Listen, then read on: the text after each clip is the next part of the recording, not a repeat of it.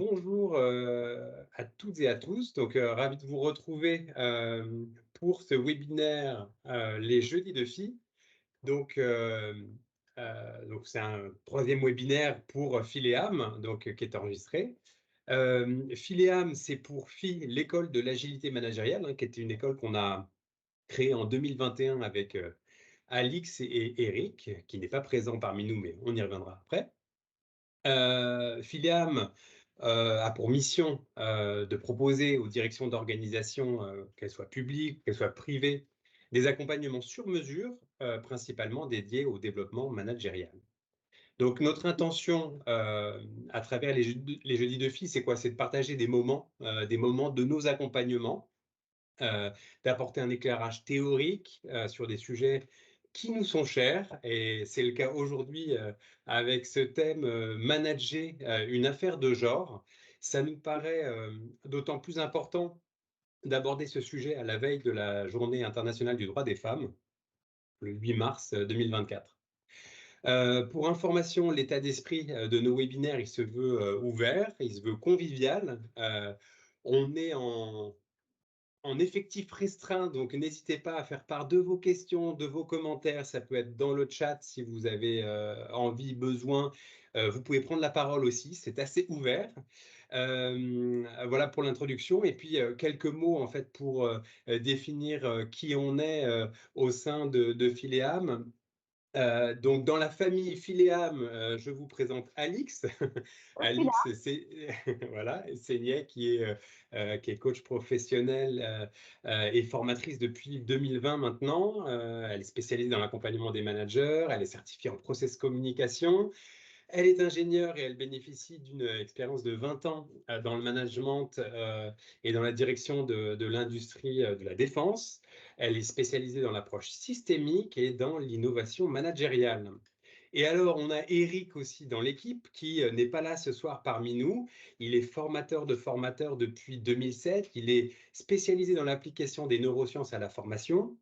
Eric a une expérience de 10 ans en tant que commercial grand compte et puis de 13 années en qualité de manager, aussi bien dans le public que dans le privé. Alors, il n'est pas présent ce soir, Eric, mais il nous a laissé un petit cadeau en témoignage. J'en dis pas plus, c'est le teasing, et il y aura un lien avec les neurosciences, évidemment. Pour compléter la présentation de l'équipe, moi, Romain Gaud, donc je suis coach professionnel depuis 8 ans. Je suis certifié en process communication, en co-développement professionnel aussi, en co-dev, et je suis consultant en management. Alors moi, j'ai évolué une vingtaine d'années dans le développement des ressources humaines, que ce soit dans des environnements start-up, dans des groupes industriels innovants. Et puis, j'interviens comme business coach de projets entrepreneuriaux en école de commerce et dans des incubateurs d'entreprises. Voilà pour nous. Sans plus tarder, je propose qu'on rentre dans le vif du sujet. Et Alix, je te laisse la parole. Oui, et moi j'ai une première question pour ouvrir le bal de ce webinaire. J'aimerais savoir par qui vous auriez préféré ou vous préféreriez aujourd'hui être managé par un homme ou par une femme. Alors nous avions dans la zone sondage préparé un sondage, mais comme je vois que certains sont également en voiture ou en train, peut-être que ça sera difficile pour vous de répondre.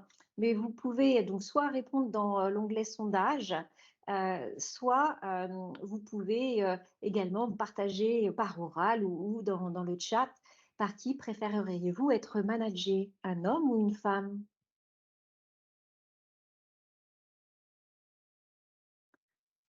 Alors, pour l'instant, j'ai une réponse avec un homme. Oui, c'est partagé. Pour l'instant, on voit un homme, une femme, plus un homme, 67%.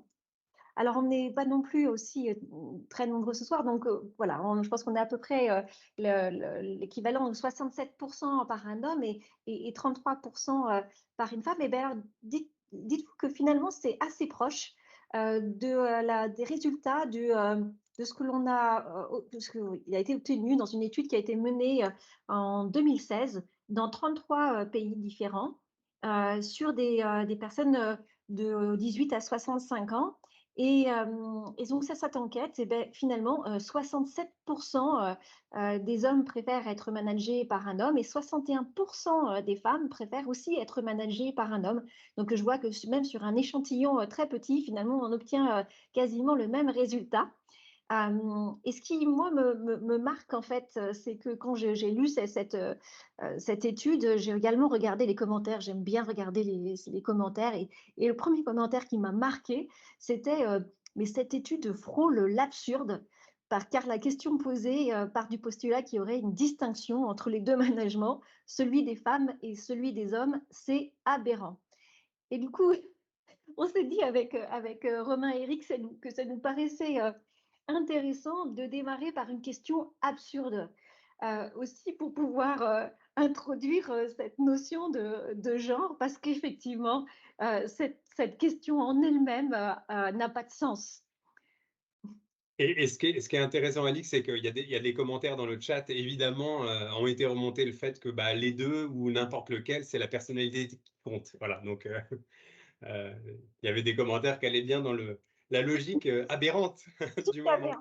Ça ne vous a pas échappé, je vous en remercie. Comme quoi, on est un public éclairé. Exactement. Quelques mots, évidemment, quand on parle de manager une affaire de genre, c'est important de rappeler les différents genres qui œuvrent autour de nous. Il y a déjà une information qui paraît importante, c'est qu'il y a une différence entre le genre et le sexe, hein, puisque le sexe, il est attribué biologiquement, alors que le genre, il est construit socialement et influencé par plein de facteurs différents, donc, et qui peut changer. D'où le fait de mentionner cisgenre, c'est quoi?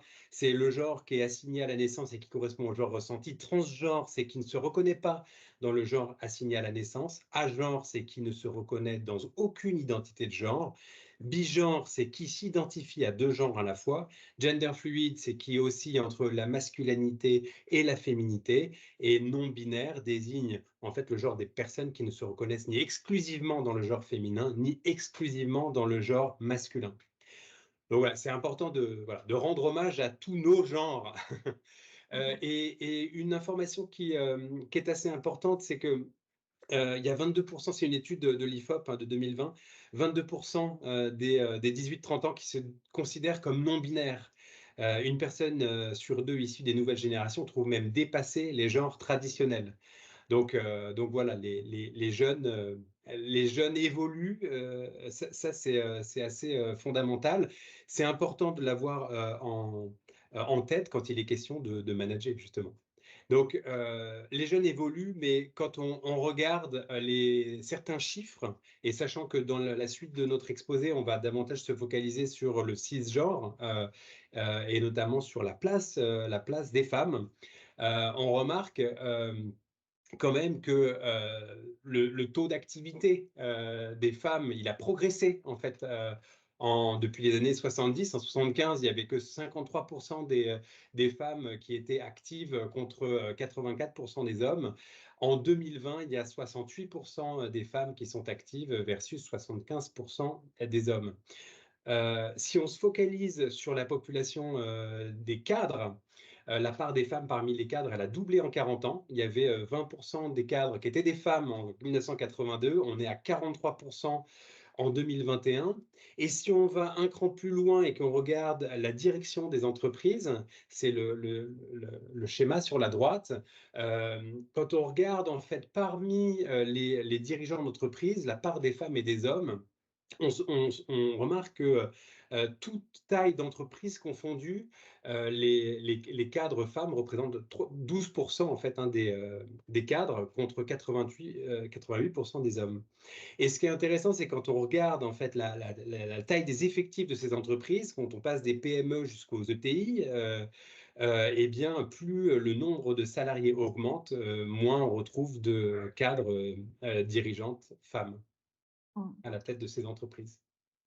Donc, ce qui est sûr, c'est que certains disent que l'évolution, elle existe, mais elle est un peu trop lente pour certains, elle existe pour d'autres. Donc voilà, quand on regarde la notion de salaire, Et il y a encore des écarts qui sont vraiment significatifs, puisque en 2019, le revenu salarial des femmes reste inférieur en moyenne, hein, de 22% de celui des hommes, avec une notion qui est importante, c'est que quand on regarde ce delta, il y a deux tiers qui s'expliquent par des différences dans le job, dans le secteur, sur des postes qui sont un peu différents, et il y a quand même un tiers de ce delta qui est lié à la durée du travail, qui est induite par le fait que une majorité des femmes s'occupent des enfants, et c'est voilà, un peu rude à dire comme ça, mais c'est toujours la réalité.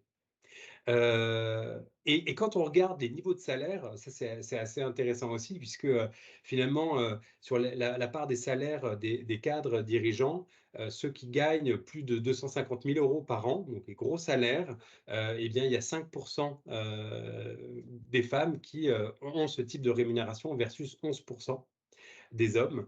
Et pour les salaires entre 100 000 et 250 000 euros, c'est 30% des femmes et 37% des hommes. Sur les salaires inférieurs, on a une plus grosse proportion de femmes qui ont des salaires inférieurs que les hommes. Mm. Voilà, donc c'est une évidence, ce sont les chiffres qui parlent d'eux-mêmes. Et donc, il reste évidemment un plafond de verre pour les femmes pour accéder à ces rôles de cadre, à ces rôles de manager. Et très clairement, ça interroge sur les compétences qui sont attendues pour tenir ces postes de cadre ou de manager. Et ça, du coup, ça nous amène à une question qu'on aimerait partager avec vous. C'est finalement de quoi on est en train de parler, quelles compétences pour bien manager. Alors là, je vous laisse libre cours. Vous avez tout libre, tous les choix possibles. Pour vous, c'est quoi un bon manager? Il a quoi comme compétences? Vous pouvez écrire dans le chat. On vous lit avec grand plaisir. N'importe lequel, c'est la alors l'écoute, l'efficacité, n'importe lequel, c'est la personnalité qui compte, nous disait, Vincent. Oui, l'écoute, l'efficacité, oui.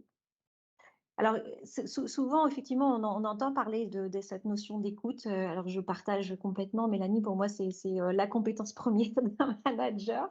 Mais bon, quand on entend, souvent, on entend aussi bien d'autres choses. Alors, vous voyez que j'y crois tellement, Mélanie, que c'est la première que j'ai mis.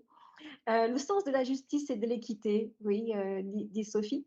On entend souvent aussi, c'est important de décider, résister à la pression, c'est essentiel pour un manager, ne pas transmettre le stress. Ça, je l'ai encore entendu hier et avant-hier chez un client, mais aussi organiser, transformer, communiquer. C'est important d'être un bon communicant, mais voilà, responsabiliser les équipes. Bon, tout ça, ce sont des choses des compétences qu'avec Romain, on entend très régulièrement et d'ailleurs qu'on partage également sur les compétences des managers. Par contre, on s'interroge, tout ça, c'est féminin ou c'est masculin? Alors, selon vous, est-ce que c'est féminin ou est-ce que c'est masculin, ces compétences? Les 2. Je crois que vous avez compris la thématique, merci. Les 2.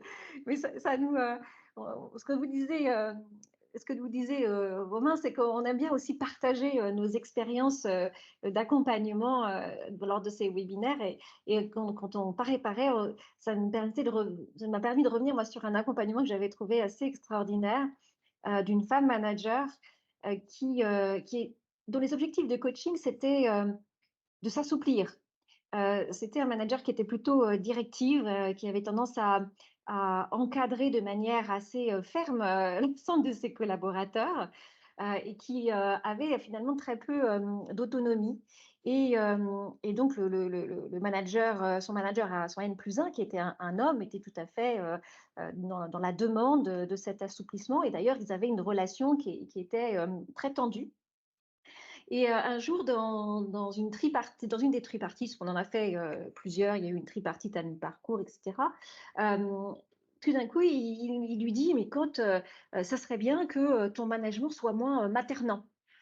Et je lui dis: «Mais c'est quand même extraordinaire» parce que d'habitude, quand on entend parler de management maternant, on n'associe pas ça, naturellement à un management directif.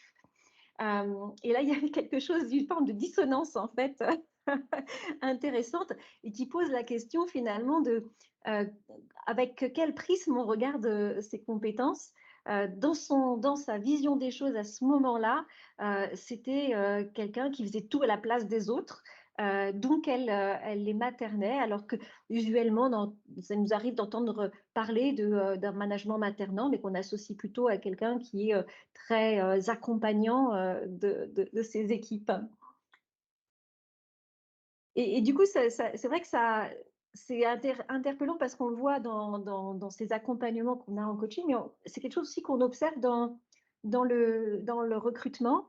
Alors Mélanie nous dit: «C'est une communication, une décision», oui, pour répondre à Vincent qui disait: «Mais ce sont que des verbes». Oui, oui, ce sont que des verbes que l'on dit là. On voudrait effectivement, parler, de une écoute, une décision. Merci beaucoup pour la précision. Alors, on l'observe effectivement dans les compétences en fait, mais on l'observe aussi dans le recrutement. Et Alix, oui, juste, sur le sujet des compétences, je oui, rajouterais, une compétence qui est assez rare de nos jours, c'est, sans polémiquer, c'est le courage. Le oui, le courage en management qui peut être aussi bien féminin que masculin, mais c'est très difficile aussi, j'imagine, pour un manager de se positionner, face à une hiérarchie ou même face à ses équipes et un manager courageux, c'est déjà, je trouve un bon point. oui, oui, c'est une très bonne remarque. Merci beaucoup, Sophie. Mmh. Merci Sophie, ça fait la transition. Alors déjà, c'est très agréable de voir que au sein du webinaire, les participants ont envie d'échanger entre eux. Donc ça, je trouve ça vraiment super. Et oui, le courage, c'est fondamental. Et quand on le voit, on le voit aussi dans les recrutements et dans la capacité à prendre des décisions quand on recrute. Si tu peux mettre la diapo juste d'après, Alix, parce que Oui, c'est une date. euh, on se rend compte finalement que il y a des biais et il y a vraiment des critères de sélection dans les recrutements. Euh, donc ça, c'est des chiffres du ministère chargé de l'égalité entre les hommes et les femmes, donc chiffre 2021. Il y avait encore des différences qui apparaissent en fait dans les recrutements sur les critères. Donc, on voit, on cherche plutôt chez la femme la compétence, la disponibilité, la présentation, l'adaptabilité, le diplôme, et on va pas tout à fait chercher les mêmes choses en fait chez un candidat masculin avec la motivation, le savoir-faire, le sérieux, la capacité de travail, la recommandation. Donc, c'est pas tout à fait les mêmes critères. Et ce dont on s'aperçoit, et c'est remonté quand même par pas mal de femmes dans les entretiens de recrutement, ça existe toujours en fait que soient posées des questions qui sont illégales sur finalement la maternité. Est-ce que vous avez des enfants ou l'intention d'en avoir? Sur la situation familiale, est-ce que vous êtes marié? Voilà. C'est des questions en fait. Parfois, on n'imaginerait même pas poser la question à un homme. Donc, c'est pour dire quand même qu'il y a vraiment un biais très genré en fait dans la capacité de poser des questions durant les entretiens de recrutement. Et, et je fais le lien avec le courage parce que ça me fait penser à une anecdote où quand j'étais RH en entreprise, j'avais accompagné un recrutement, j'avais accompagné un manager qui devait recruter quelqu'un sur un poste assez stratégique en fait. Et il y avait une shortlist où il y avait deux candidats, un homme et une femme. Et en fait, les compétences, elles étaient là des 2 côtés, techniquement, les soft skills, aussi, tout y était en fait chez l'un et chez l'autre, et il a, décidé de choisir le candidat homme. Alors moi je c'était dur pour moi de comprendre, et finalement, c'est difficile en fait de donner des arguments sur le choix qu'on peut faire, puisque c'est aussi vraiment beaucoup des questions de ressenti. En l'occurrence, moi j'étais RH dans la démarche, et c'est ce manager qui allait encadrer au quotidien la personne. Donc il avait peut-être plus de fit ou d'atomes crochus avec le candidat masculin que l'autre. Mais en tout cas, il y a toujours en fait en arrière-fond ce sujet-là du ressenti aussi qu'on peut avoir. Dans les entretiens de recrutement. Oui et ce ressenti, c'est aussi, lié à des éléments qui sont très inconscients et qui viennent de loin, qui sont aussi liés à notre éducation. Et ça nous permet de revenir sur les stéréotypes de genre. Je me suis permis de revenir sur On ne badine pas avec l'amour, Alfred de Musset, qui nous disait que tous les hommes sont menteurs, inconstants, faux, bavards, hypocrites, orgueilleux, lâches, méprisables et sensuels. Et en préparant, je disais à Romain, oui, sauf Romain, Eric, bien sûr, Vincent qui est avec nous, mon mari, mes enfants, sauf ceux que je connais. Et rien que le fait de dire ça, c'est tout un le paradigme des stéréotypes et des préjugés, c'est-à-dire que en fait, on a ça démarre par des biais de genre qui sont des éléments qui sont juste des sortes de petits raccourcis. On a une tendance, une inclination systématique, on préfère un genre plus que l'autre. Voilà, c'est plus sympa d'être entre hommes ou d'être entre femmes. Et c'est totalement inconscient, sauf que ça devient à force quelque chose qui est de l'ordre de la pensée sociale, qui se transforme, si on y prête par guerre, en stéréotype tout aussi inconscient, et qui, quand il se charge d'affect, là, tombent dans la notion des préjugés, et puis très vite, et c'est là où très vite on bascule, et on peut partir de préjugés en sexisme, en harcèlement, et là, c'est la cata. Euh, Mais, enfin, et Alix, sur le sexisme, enfin, moi, je sais en tant qu'RH en entreprise, ça m'avait marqué, en fait, cette notion de stéréotype qu'il pouvait y avoir derrière. Je me rappelle d'une assistante qui était venue me voir, une assistante de direction qui était venue me voir en me disant que elle s'était prise plusieurs remarques sexistes, en fait, de la part du directeur, en fait, pour lequel elle travaillait. Et en fait, moi, j'ai pris évidemment très au sérieux ce qu'elle a pu mentionner, et elle disait, mais c'est des remarques que je peux avoir, ça vient de mon boss, il était avec d'autres mecs, entre guillemets, et puis il y a eu un effet d'entraînement, ils se sont laissés un peu aller, ils m'ont fait des remarques sur ma situation familiale, voilà. Et ça l'a touché très, très profondément, en fait. Donc, forcément, un plan d'action derrière. Donc, moi, j'avais diligenté une enquête pour savoir vraiment de quoi il en retournait.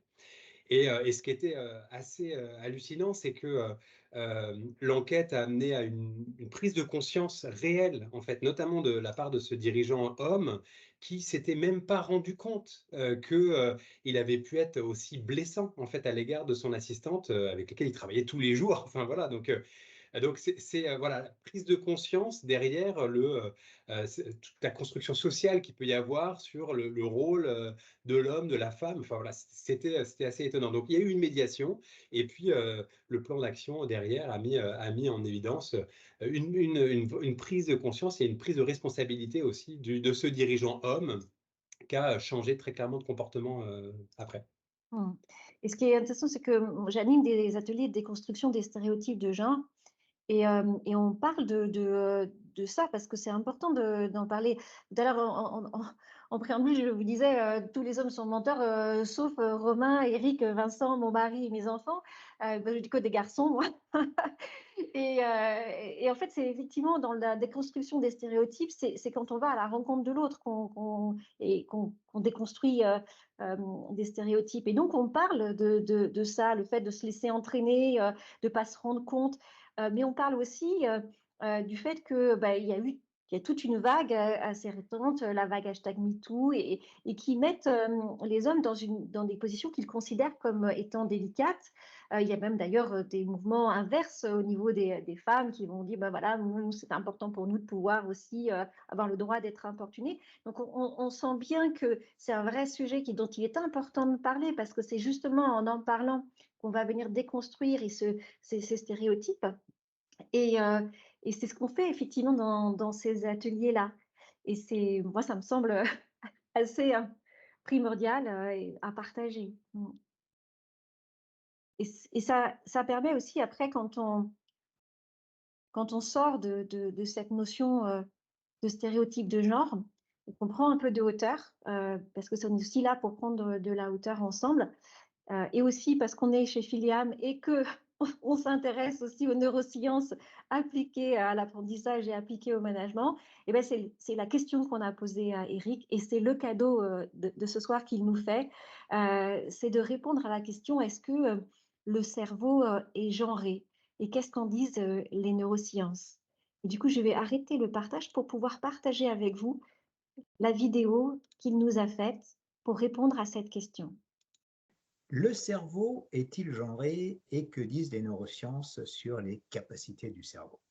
Tout d'abord, merci Alix et Romain pour cette question qui me donne l'occasion de tordre le cou à quelques neurobites qui ont la vie dure.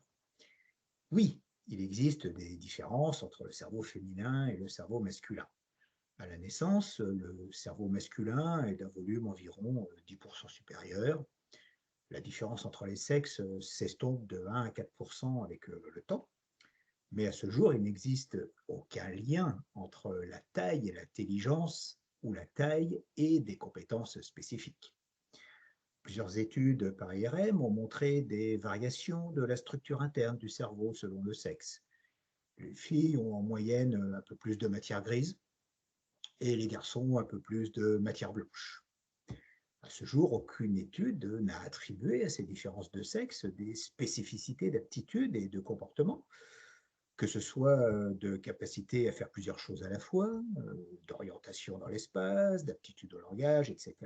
J'en profite d'ailleurs pour dire que nous ne sommes pas capables de faire deux choses conscientes à la fois, et j'insiste bien sur le mot consciente, quel que soit notre sexe. Ce que je vais évoquer maintenant est issu de la revue Défense nationale, la numéro 808 de 2018, et notamment je m'appuyais sur un article intitulé Neurosciences et différences hommes-femmes, application aux environnements opérationnels. Les autrices, Charlotte Auffauvre-Poupon et Marion Trousselard, toutes deux chercheuses en neurosciences cognitives au ministère des Armées, nous éclairent sur le sujet et nous disent notamment que des spécificités hormonales sont fréquemment évoquées pour expliquer les différences garçons-filles. J'en citerai deux, l'ocytocine et la testostérone. L'ocytocine est largement considérée depuis les années 90 comme le support hormonal de la communication sociale, la coopération, la gestion du stress ou encore la confiance en soi. Elle est classiquement associée au comportement féminin doux, empathique et maternel. Force est de constater qu'il n'existe actuellement aucune base scientifique solide soutenant cette proposition en raison de méconnaissance des mécanismes d'action précis dans le système nerveux de l'ocytocine. Il n'est d'ailleurs pas possible de mesurer la concentration d'ocytocine dans le système nerveux. Et de plus, les récepteurs cérébraux à l'ocytocine sont encore mal localisés chez l'homme, ce qui rend toute hypothèse mécanistique aléatoire. La testostérone, quant à elle, est usuellement impliquée dans des caractéristiques psychosociales masculines, la compétition, la virilité, l'impulsivité, etc. Là aussi, si la testostérone a bien des effets sur le volume et la force musculaire, son action sur le système nerveux et les comportements est loin d'être clairement comprise. Alors traitons, si vous le voulez bien, un sujet significatif dans le domaine du management, à savoir la réponse au stress. Là, lors d'une réaction de stress, le circuit émotionnel comprenant l'amygdale et l'hippocampe, encore appelé système limbique, est fortement sollicité. Ce système émotionnel reçoit des informations des zones de détection sensorielle et dialogue avec des zones plus intégratives, notamment le cortex préfrontal. Certaines études témoignent d'une différence de genre dans l'activation des réseaux du stress, de la mémorisation contextuelle et des émotions.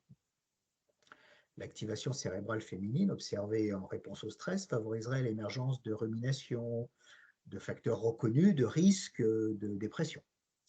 Cette psychopathologie est régulièrement observée comme plus fréquente chez les femmes et attribuée à des facteurs de risque se rattachant au réseau social proche. Je pense notamment à l'éducation des enfants, le rôle parental. Cependant, des données épidémiologiques récentes observent une vulnérabilité à la dépression plus grande chez les hommes. Ils sont davantage susceptibles de connaître des épisodes dépressifs en cas de difficultés au travail, de divorce et de séparation, et risquent plus facilement une dépression quand les facteurs de stress s'ajoutent les uns aux autres pendant une longue période. Alors, que déduire de tout cela? Eh bien que les différences entre les cerveaux masculins et féminins sont souvent minimes et ne peuvent pas justifier de compétences spécifiques en matière de management. Que le cerveau humain est hautement plastique, ce qui signifie qu'il se remodèle et s'adapte en fonction de l'expérience et de l'apprentissage, et ce à tout âge. Les compétences de management ne sont pas déterminées par des facteurs biologiques, mais bien développées à travers l'expérience et l'apprentissage. Et enfin, qu'un management efficace implique des compétences d'intelligence émotionnelle, telles que la compréhension et la gestion des émotions et la capacité à établir des relations positives. Ces compétences ne sont pas spécifiquement liées au genre, mais plutôt à des compétences développées à travers l'expérience et la connaissance de soi. Alors, en conclusion, les différences neuroscientifiques entre les cerveaux masculins et féminins ne justifient pas une supériorité naturelle pour le management chez un sexe particulier. Les compétences de management sont hautement influencées par l'expérience, l'apprentissage et le développement personnel. La promotion de la diversité de genre dans les rôles de manager est davantage plus une question d'équité et d'inclusion sociale que de capacité intrinsèque liée au genre. Je vous souhaite une très bonne fin de webinaire. Très bien. Voilà, donc normalement, vous devez voir la slide. Et s'il s'agissait plutôt d'une question de culture et d'éducation, euh, qui est effectivement une question que nous, on se pose et qui nous paraît assez cruciale. Et en préparant en fait ce webinaire, en fait, je me suis replongée dans une formation au leadership au féminin que j'avais eue il y a 15 ans. Et il y a quelque chose qui m'a marquée dans cette formation, alors elle date bien sûr un peu, c'est que dedans, on y voyait les codes en entreprise. Et il y avait un certain nombre de codes. Et je me suis dit, tiens, c'est intéressant de regarder ces règles. Alors, je ne vais pas vous les faire parce qu'il y avait une dizaine de règles, mais quand même, ça vaut le coup quand même que je revienne sur certaines de ces règles. La règle numéro 1, c'est que vous êtes censé connaître les règles. OK. La règle numéro 2, c'est le jeu est compétitif. Et bien sûr, la règle numéro 3, c'est que l'objectif est de gagner. Mais la règle numéro 4, c'est que quand le jeu est terminé, il est terminé, il n'y a pas de ressentiment. Je vous passe toutes les règles tout à l'heure. On arrive quand même à la règle numéro 8. Forcément, vous êtes confiant et fort. Voilà. Et bien sûr, la règle numéro 9, qui est des alliés et des sponsors puissants sont essentiels. Alors, c'est étonnant. Enfin, moi, quand j'entends ça, je trouve que il y a 15 ans, c'est il n'y a pas si longtemps, mais il y a un côté quand même assez old school finalement dans la façon de présenter des règles comme ça, vraiment comme des injonctions. Et d'ailleurs, enfin, quand on entend ça, ce qui est assez étonnant, c'est que c'est une formation dédiée aux femmes, mais finalement, ça concerne tout le monde, en fait, déjà tous les managers.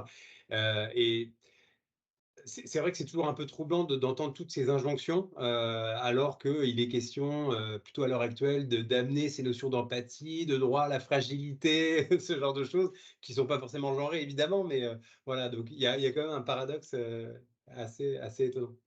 Oui, c'est assez étonnant. Puis alors, moi, ça me rappelle, je vous parlais tout à l'heure de cette dame manager qui était plutôt directive. Il se trouve qu'en fait, j'ai accompagné deux manageuses dans la même organisation qui avaient le même manager direct, donc qui était un homme. Et l'une venait des Antilles et l'autre venait d'Afrique de l'Ouest. Et dans l'accompagnement, en fait, il a beaucoup été question de leur relation à leur mère, mais aussi de la manière dont leur mère avait un impact sur leur environnement familial. Et dans la culture plutôt antillaise, très fréquemment, elle me disait, mais voilà, chez nous, on a une culture matriarcale, la femme décide tout, c'est important. Donc, vous avez deviné, là, on avait plutôt la manager plutôt directive. et qui avait une relation assez tendue d'ailleurs avec son manager direct. Et de l'autre côté, donc dans l'autre manageuse qui avait une relation beaucoup plus apaisée aussi avec sa maman, était dans un management qui était beaucoup plus à l'écoute dans l'accompagnement de ses collaborateurs et qui avait aussi une relation plus apaisée avec son manager. Et c'est intéressant parce qu'on voit aussi que c'est très lié dans une même organisation, donc une même culture d'entreprise, c'est quand même très lié à son vécu, mais plus qu'à son vécu, à l'éducation qu'on a reçue et même au-delà de l'éducation, à la culture dans laquelle on a baigné. Et ça me ramène à ce que vous voyez sur cette slide, qui finalement le leadership au féminin dans le monde et la manière dont il se répartit. Et on voit qu'il y a des grandes diversités, qui sont des diversités culturelles, mais également sociétales, au niveau aussi de l'éducation. Donc c'est très varié. Et c'est intéressant parce que ça, ça permet aussi d'aller aussi un cran plus loin et de se poser la question finalement, est-ce qu'on est capable, nous, de dire s'il y a un manager ou s'il y a un management idéal, en fait. C'est une interrogation, en tout cas, que nous, on a vue. Oui, c'est une bonne question. Puis ça fait vraiment écho au cas que tu présentais de ces deux femmes. Et on peut interroger effectivement ce que c'est le manager idéal. Euh, euh, Ce qui est important de noter, c'est qu'un individu qui soit homme, femme, non-genré, il est complexe, il est plusieurs, il est fait de ces plusieurs. Donc, c'est pas si simple de répondre à cette question. En revanche, il y a des travaux assez récents qui ont été réalisés aux États-Unis qui montrent qu'un leader qui exprimerait des aspects virils, entre guillemets, de sa personnalité, ou qui, à contrario, euh, chercherait à manager au féminin, entre guillemets, perdrait en efficacité. Donc, en fait, pour susciter l'engagement de ces équipes, un dirigeant doit exercer son intuition, faire preuve d'empathie, de confiance, et tout autant que de fermeté et de dureté quand la situation l'exige. Donc, c'est un mélange subtil en fait de masculin et de féminin qui assure la réussite du leader inspirationnel. Et quand on parle, là on est passé de manager à leader, et quand on parle de leadership, ça peut être intéressant de mentionner en fait cette définition que je trouve assez intéressante du leadership, c'est votre capacité à vous motiver positivement et à guider les autres vers des buts partagés. Le leadership aide chacun à grandir et à s'améliorer en réalisant le potentiel inhérent à sa personnalité. Et c'est là où c'est assez intéressant de faire ce focus-là sur finalement la personnalité. Et c'est ça finalement qui a travaillé et à mettre en évidence. Moi, j'ai juste une anecdote à vous partager dans le cadre d'un coaching que j'ai pu réaliser il y a quelque temps. Une femme d'une quarantaine d'années, ma cliente, avec un très beau parcours professionnel, et qui se retrouvait à reprendre la direction d'une organisation publique, et qui était dirigée initialement par un homme qui partait à la retraite. Et donc, évidemment, elle avait toutes les compétences techniques, le savoir-être, elle avait été recrutée pour. Et en fait, elle avait une question presque obsédante en fait dans le coaching, c'est est-ce que je vais arriver à faire aussi bien que mon prédécesseur qui était sûr de lui, qui était politique, qui était stratégique, même s'il n'était pas forcément trop disponible pour son équipe. Et en fait, voilà, en préparant le webinaire, ce cas de figure m'est venu, puisque tout l'objet du coaching dans l'accompagnement, ça a été de l'accompagner à mettre en évidence son propre leadership, mettre en évidence ses traits de personnalité. Et évidemment, c'est à chacun de trouver son propre style de leadership. Et là, on vous met les, les 6 styles de leadership qu'a présenté Daniel Goleman, qui est un spécialiste de l'intelligence émotionnelle. Donc, on ne va pas les passer forcément en revue, mais c'est juste pour dire qu'il n'y en a pas de bon, pas de mauvais. C'est à chacun de trouver son style dans le leadership et dans le management, dans la capacité à accompagner au quotidien ses équipes. Et surtout, ce qui est intéressant, c'est aussi de faire preuve d'adaptabilité et d'agilité en fonction des différentes situations. Dans les différents accompagnements qu'on peut, que ça soit en coaching, hein, que ce soit, je parle pour toi Alix, mais nos clients qui sont des managers, des dirigeants, on leur apprend, on les accompagne, on les guide à se connaître eux-mêmes, à connaître leurs besoins, leurs envies, leurs propres leviers de motivation. On les accompagne aussi à mieux décrypter et comprendre le fonctionnement de leur entourage et notamment de leur équipe. Évidemment, on les accompagne à mieux adapter leur propre style de leadership et leur mode de management. Je fais le lien avec un webinaire qu'on a pu réaliser précédemment, qui était dédié en fait à bien se connaître pour bien manager. Donc, je mets de suite dans le chat le lien vers la vidéo YouTube qui reprend en fait le replay du webinaire. Donc voilà, ça met en exergue les travaux qu'on peut réaliser pour nos clients. Et ça nous amène du coup à la fin de notre webinaire. Et finalement, ce que nous, on trouve important à retenir, mais on va vous entendre aussi sur qu'est-ce que vous trouvez important de retenir de tout ça. C'est tout d'abord que, en fait, il y a une certaine ambivalence. C'est-à-dire qu'à la fois, il y a une forme de changement de paradigme. On voit que la notion de genre s'invite beaucoup plus largement que par le passé. Ça se voit particulièrement dans les médias. Mais par ailleurs, on a une réalité qui est très, très genrée. Et d'ailleurs, ne serait-ce que dans les interrogations, si on regarde les chiffres clés du ministère de l'égalité entre les femmes et les hommes, ce sont essentiellement des chiffres qui sont très genrés, mais aussi parce que notre réalité, notre quotidien reste très genré. Et finalement, ça nous amène à nous dire que, en fait, on est tous acteurs, vous, moi, de cette déconstruction des stéréotypes, parce que c'est avant tout un construit social et culturel qui, certes, a la vie dure, mais pour lequel on porte une part de responsabilité. Il y a un certain nombre d'éléments qui sont inconscients, mais maintenant que vous avez fait ce webinaire, vous en êtes conscient et dès lors, vous repartez avec aussi cette part de responsabilité que l'on vous a transmis et dont on espère que vous allez être largement acteur autour de vous dans cette déconstruction.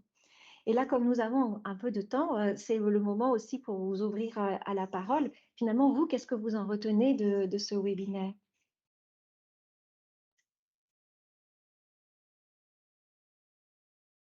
On est preneur de vos commentaires en direct. N'hésitez pas à prendre la parole, ça sera avec plaisir, ou sinon à mentionner quelques informations dans le chat.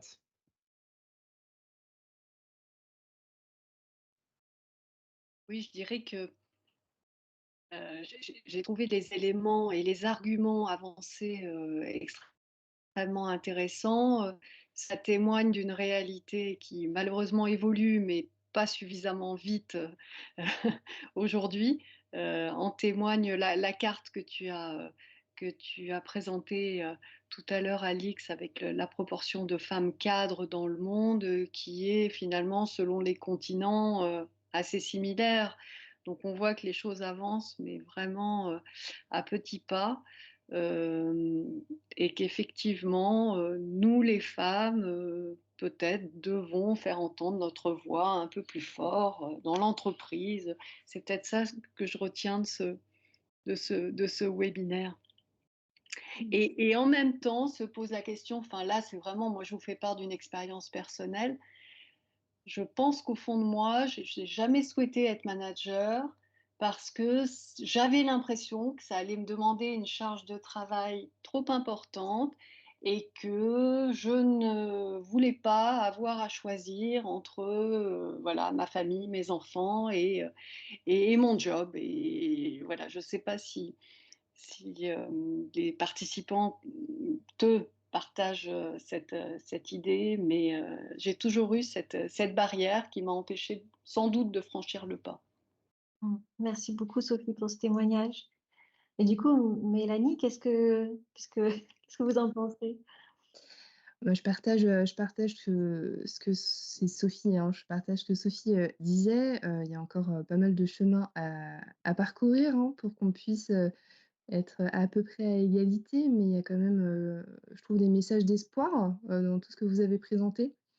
J'y vois quand même, beaucoup de positifs se profiler, donc il faut vraiment qu'on continue sur cette lancée. Je suis jeune manager, donc moi, c'est beaucoup plus, récent. Donc c'était aussi intéressant de retrouver aussi, tous ces piliers de leadership, et puis d'essayer aussi de se retrouver, sur certains pour progresser. Mais finalement, qu'on soit une femme, ou un homme, on a aussi, tous des compétences, et qu'il faut développer, pour pouvoir emmener, nos équipes, vers, de la performance et du bien-être aussi. Voilà. Merci beaucoup, Mélanie. Je crois que c'est vraiment important ce que vous venez de dire sur la notion d'apprentissage en fait, et de compétences. Effectivement, on a tous des compétences et on a tous la capacité à en développer encore de nouvelles.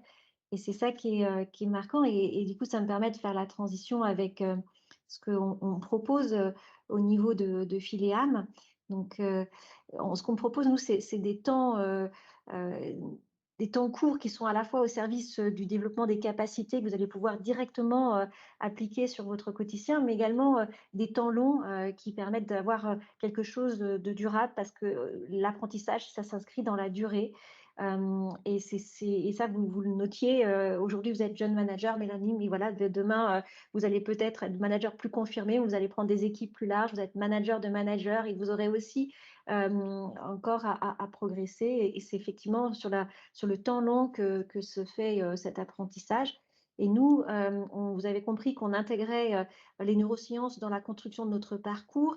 Et donc, on démarre systématiquement par une co-construction. Ce ne sont pas des produits catalogues, mais c'est vraiment du sur-mesure de la façon. Et on a cette manière de dispenser qui vient allier un certain nombre de méthodologies. Donc, on est coach, Romain et moi. On a Eric qui est de formateurs spécialisés dans les neurosciences par apprentissage. Et du coup, ce qu'on développe, c'est à la fois des éléments de coaching, de co-développement, de la formation qui est aussi en situation de travail. Donc, c'est un ensemble de méthodes au profit de l'apprentissage durable.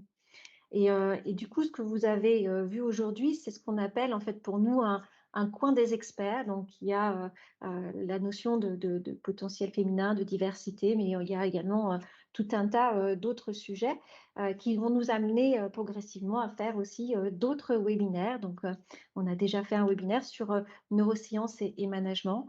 Et du coup, bah, ça nous permet de passer voilà, à qui nous sommes. Donc, vous voyez nos coordonnées. Et ça nous permet aussi de vous remercier aussi pour votre participation très active, parce que vous avez aussi donné de votre voix pour rendre ce moment J'ai pas parlé, moi, j'ai pas parlé. Oui, c'est ce que j'allais dire. Il manque la parole de Ah ouais. Vincent. Donc, on va clôturer avec Vincent, peut-être. avec c'est bien, faut finir par l'homme, c'est normal. l'humour aussi, très bien pour déconstruire les stéréotypes. Ouais, ça fallait pas en attendre moins de ma part. Non, c'est revenir un petit peu sur le post que j'ai fait avec le chat tout à l'heure au début sur peu importe entre un homme et une femme. Pour être manager, ce qui est important, c'est les qualités et la compétence, la personnalité. Et j'ai eu des très bonnes, j'ai été managé par des hommes et des femmes. Hein. J'ai eu droit à des deux. J'ai eu de très bonnes expériences avec des hommes et des femmes et de mauvaises expériences avec des hommes et des femmes aussi. L'important, c'est pas que ce soit un homme ou une femme, c'est la personnalité, les qualités, les compétences et le fait que la personnalité avec le manager matche bien en fait. C'est surtout une question d'entente, d'affinité et de compréhension entre commune, votre manager, enfin, peu importe. Hmm. Oui, c'est très juste. Et la qualité de la création du lien qui est fondamentale. Ouais. Oui, oui, c'est vrai. Moi, ce qui est la clé, et j'ai toujours fait attention à ça à un certain nombre d'années quand je change de poste, c'est est-ce que je veux bien m'entendre, est-ce que je peux bien m'entendre. Hmm. Oui. Eh bien, en tout cas, merci beaucoup pour Vincent pour ce mot de la fin. Merci à tous pour votre Et merci du coup de nous participation. avoir. Merci. Merci Et à puis, vous. Merci beaucoup. Merci pour Bonne votre soirée. présentation. Bonne Bonne soirée. soirée. Au revoir. au revoir.